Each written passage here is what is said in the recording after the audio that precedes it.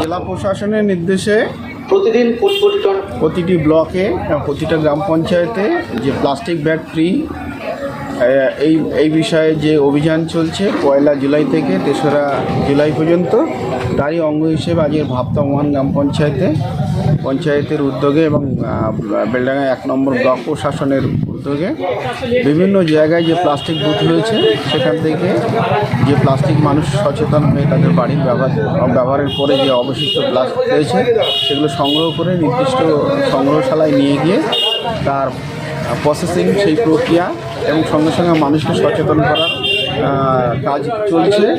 আমাদের এসএইচজি গ্রুপের মহিলারা বাড়িতে বাড়িতে গিয়ে মানুষকে সচেতন করছে, তারই একটা অভিযান হিসেবে আছে বর্তমান গ্রাম পঞ্চায়েতের কাজ চলছে। সাধারণ মানুষ তো প্রত্যক্ষভাবে উপকৃত হচ্ছে, কারণ হচ্ছে প্লাস্টিক যে মানুষকে ক্ষতি করে, মানুষ হয়তো তাৎক্ষণিকভাবে সেই ক্ষতির দিকটা বুঝতে পারে না, কিন্তু এই ক্ষতির ফল হচ্ছে সুদূর প্রসারী। কারণ আমরা প্রত্যক্ষ করতে যাচ্ছি গ্রাম বাংলায় যে পুকুরগুলো ছিল সেই পুকুরগুলোর জলের কালার চেঞ্জ হয়ে যাচ্ছে, কারণ সেখানে প্লাস্টিক পাওয়ার পরে সেই প্লাস্টিক জল কিন্তু আর ব্যবহারযোগ্য থাকছে না, কালো হয়ে যাচ্ছে। সেখানে মাছ চাষ ঠিকঠাক হচ্ছে না, সেই গ্রামের মানুষ যে পুকুরের জল ব্যবহার করতো সেই ব্যবহারের অযোগ্য হয়ে যাচ্ছে। এছাড়াও প্লাস্টিক পচে না, মাটির তলায় যদি চাপাও পড়ে থাকে তাহলে সেখানে যদি কোনো বড় কংক্রিট বিল্ডিং হয় তাহলে তার ভরের চাপে প্লাস্টিক যদি মাটির থেকে সরে যায় তাহলে সেই বিল্ডিং ক্রাক হয়ে আগামী দিনে আরও বড় ক্ষতি হতে পারে। তাই এই বিষয়ে মানুষকে সচেতন করা হচ্ছে। আপনি যেটা বললেন সেটা হয়তো কিছুটা সত্য, কিন্তু কারণ মানুষের এই অভ্যাস পরিবর্তনটা একটু সময় লাগবে।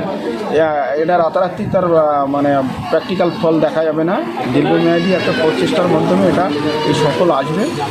মানুষ অনেকটাই সচেতন হয়েছে, এখনও কিছু বাকি আছে। আমাদের এই সচেতনতার কাজ কন্টিনিউয়াস চলবে। আশা করি আমরা এর পজিটিভ ফিডব্যাক খুব তাড়াতাড়ি পাবো। অবশ্যই আপনারা সাধারণ মানুষ দেখেছে তার বাড়ির আশপাশে সরকারি উদ্যোগে যে ড্রেনগুলো তৈরি করেছিল সেই ড্রেনগুলোতে প্লাস্টিক পড়ে থেকে কীভাবে ড্রেন নোংরা হচ্ছিল। আজকের তাদের দুয়ারে দুয়ারে এইভাবে যে প্লাস্টিক বুথ তৈরি হয়েছে হাতের গোড়ায়, তারা সেখানে প্লাস্টিকটা ফেলছে এবং পঞ্চায়েতের তরফ থেকে সংগ্রহ করে নিয়ে যাচ্ছে। বাড়ির আশপাশে স্বচ্ছকে পরিবেশ সবাইকে চায়, তাহলে এতে তো মানুষ খুশিই হবে। আমি বেলডাঙ্গা 1-এর জয়েন্ট ভিডিও মোহাম্মদ রবিউল। আচ্ছা, 1 জুলাই থেকে 3রা জুলাই এই 3 দিন আমাদের সরকারের তরফ থেকে প্লাস্টিক বর্জন দিবস এবং প্লাস্টিক ম্যানেজমেন্ট দিবস হিসাবে পালন হচ্ছে। সেই অনুসারেই আমরা ভাবতা 1 গ্রাম পঞ্চায়েত, বেলডাঙ্গা 1 পঞ্চায়েত সমিতি তথা ব্লকের তরফ থেকে আমরা উদ্যোগ নিয়ে এই প্রক্রিয়ায় সম্মিলিত হয়েছি এবং একটা র্যালি এবং মানুষকে অ্যাওয়ারনেস করা, মানুষকে জানানো প্লাস্টিকের ক্ষতিকারক দিকটা সম্বন্ধে এবং প্লাস্টিক কী করে ম্যানেজমেন্ট করা যায় সেই নিয়ে আজকে আমাদের আজকে প্ল্যানিং এবং পরিকল্পনা চলছে। এখন মানুষ হচ্ছে অভ্যেসের দাস। মানুষ এখন প্লাস্টিক একটা অভ্যেস করাটা একটা অভ্যেস হয়ে গেছে। হঠাৎ করে মানুষকে যদি বলা হয় সমস্ত প্লাস্টিক বর্জন করতে হবে, মানুষ এটা পারবে না। কারণ আমাদের আগে প্লাস্টিক যখন ছিল না তখন হয়তো আমরা কাগজের থলে, মাটির ভাঁড়ে মিষ্টি নেওয়া সবই করেছি, কিন্তু প্লাস্টিকে এখন আমরা এমন অভ্যস্ত হয়ে গেছি হঠাৎ করে প্লাস্টিককে বন্ধ করে দেওয়া যাবে না। বা অনেকে মনে করতে পারেন যে প্লাস্টিকের কারখানা বন্ধ করে দিলে তো সমস্যার সমাধান হয়ে যায়, তা কিন্তু নয়। এর সঙ্গে অনেক মানুষের রুটি রোজগার জড়িত আছে, অনেক বিজনেস চলছে। সুতরাং আমাদেরকে কী করতে হবে, যে প্লাস্টিকগুলো ওয়ান টাইম ইউজ হয়, যেগুলো একদমই একবার ইউজ করা, সেগুলোকে ম্যানেজমেন্ট করতে হবে।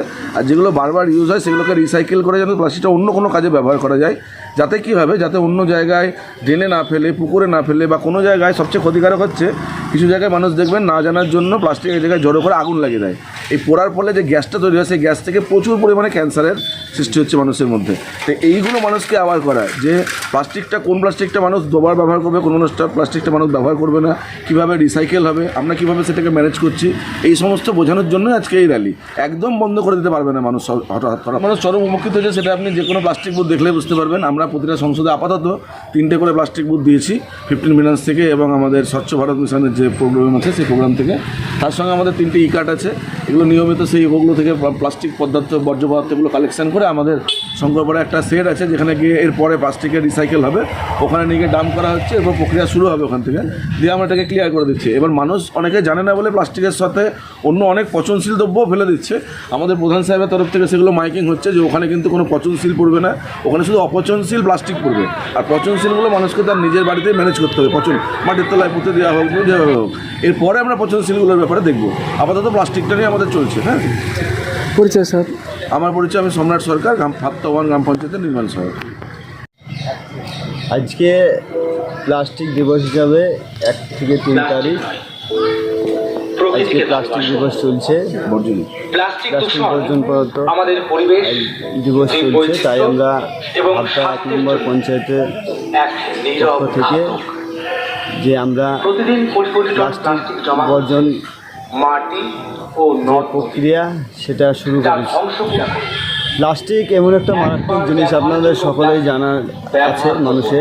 মানুষ বাজারে দীর্ঘদিন কাপড়ের ব্যাগ নিয়ে যান। সচেতনমূলক আমরা কাজ করে চলেছি, তবুও সচেতন হচ্ছে না। তবে আগামী দিনে মানুষ অনেকটাই সচেতন হবে।